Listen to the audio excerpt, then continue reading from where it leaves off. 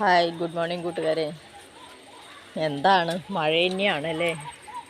മഴ ഒഴിഞ്ഞ നേരമില്ല എന്ന് പറഞ്ഞ പോലെ ഞാൻ കുറച്ച് ലേറ്റായിട്ടോ വീഡിയോ ഒക്കെ ഇടാനായിട്ട്.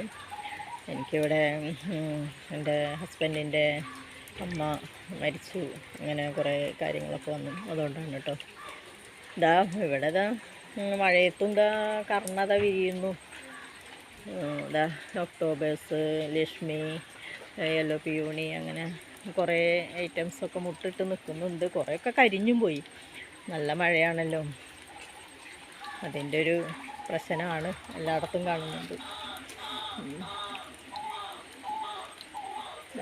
ഒരു സുന്ദരിക്കുട്ടിയുടെ മുട്ടിലൊരു തുമ്പി വന്ന് ഇങ്ങനെ ഇരിക്കുകയാണ്.